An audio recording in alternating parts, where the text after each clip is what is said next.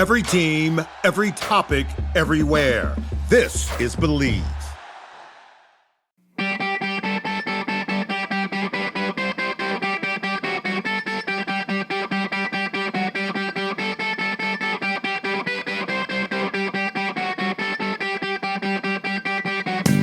What's up, everybody? We are back with another Short Shifts episode. 10 minutes are on the clock. Jeffrey Lavecchio has no idea what the topic is going to be today. I'm really excited about this topic, actually, Vex, because it's really relevant. You ready? You're looking at me when you say that. Does it have to do with modeling? It does. Not. Not. The dress is black, not. Borat, love you. Okay, so today's topic, 10 minutes on the clock. You have no idea what I'm about to say. The topic of today is how to find consistency within a team.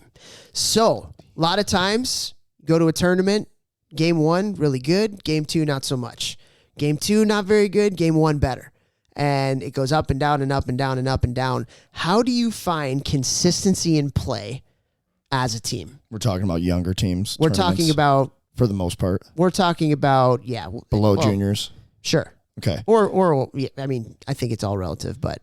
I would say, well, I think at the older ages, it's up to you to know what you need to do to be your best, right? I think at the younger ages, it should be a lot more coached on the importance of organization of your day, the importance of, maybe not the importance, but how routines can help you.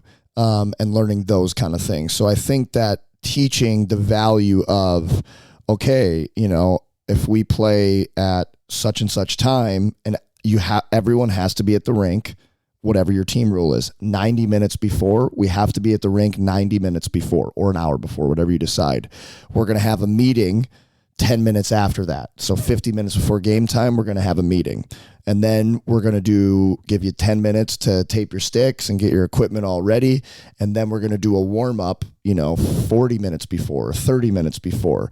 And then from there, it's doing that every single game, because I think that when you're younger, a lot of players are inconsistent because their preparation is inconsistent, and that there's nothing wrong with that. That's a learning process. So I think when we're talking about younger players and we're talking about, consistently performing to the best of their abilities, something that's massively important is teaching them the value and making them practice routine, organization, preparation, all those little buzzwords that actually do really mean a lot. So I think that you can come up with kind of a plan, a daily plan, game plan. Okay. When you get to the rink, boom, then we meeting, boom, then you get time to tape your stick, get your equipment ready, boom, check it.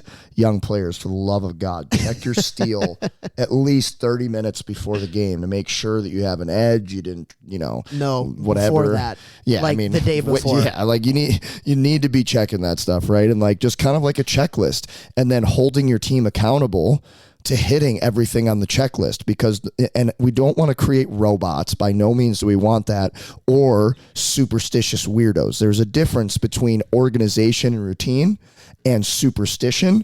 So, just kind of coaching people through that.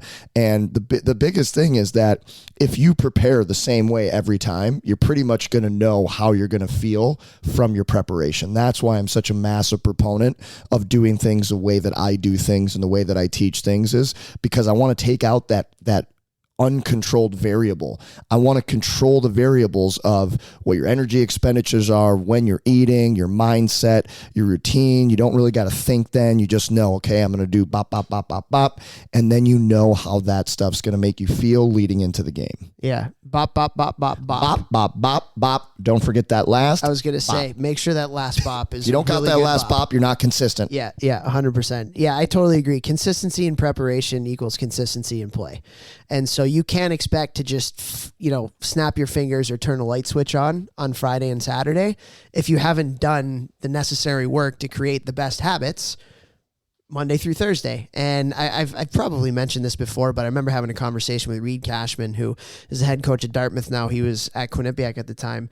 And Cash was like, my job is Monday to Thursday. My job is to instill the habits necessary in my players Monday through Thursday so they can go out and just do what they love to do on Friday and Saturday nights. And I thought that was so profound. I thought that was so true, right? Like, we kind of undercoach during the week and we overcoach on the weekend.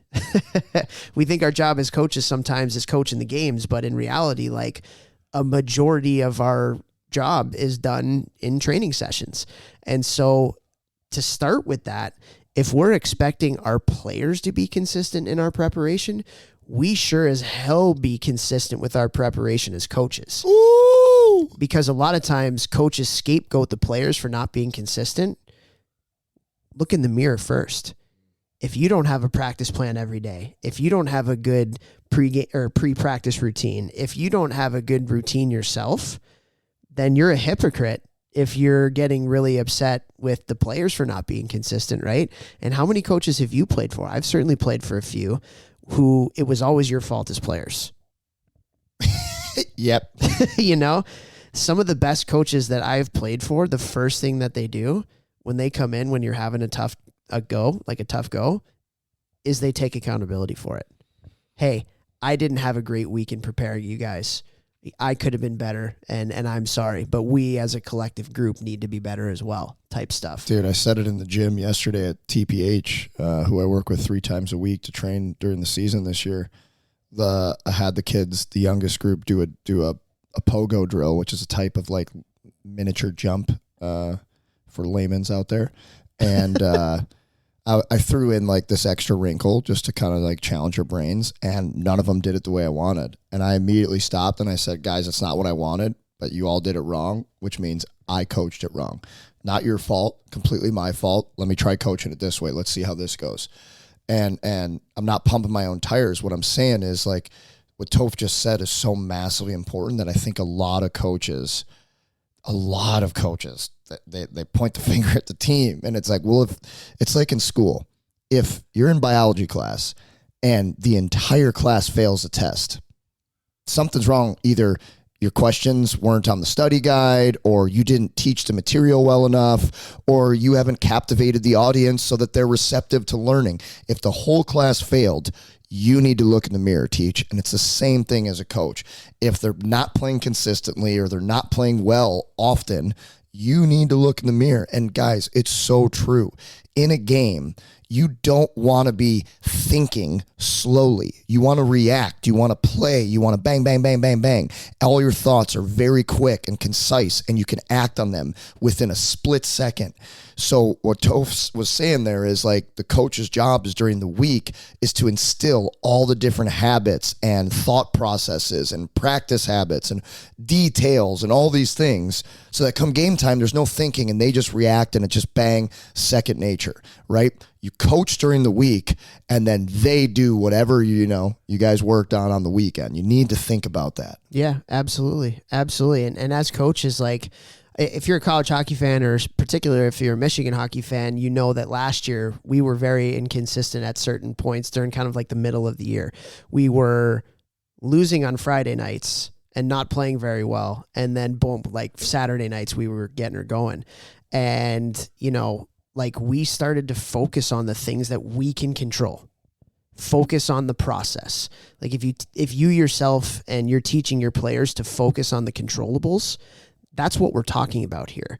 Because when you focus on the controllables and you set goals and you set accountability structures of the things that you can do to become better individually and as a team, that at the end of the day leads to consistency in your preparation, which will lead to consistency in your play.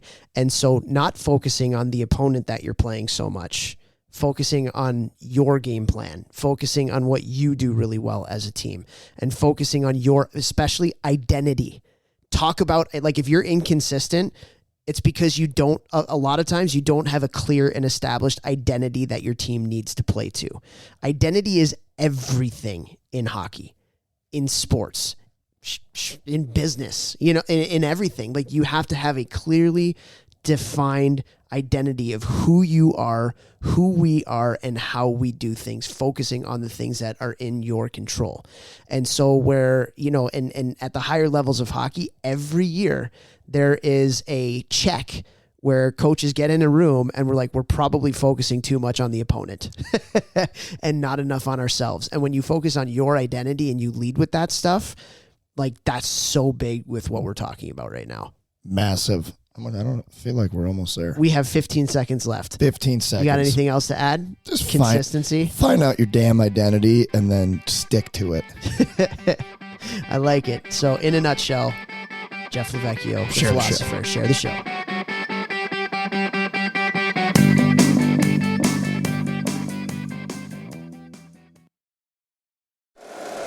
If you like the show, please take a moment to rate, review, and subscribe. It really does help the show to grow. Thank you for listening.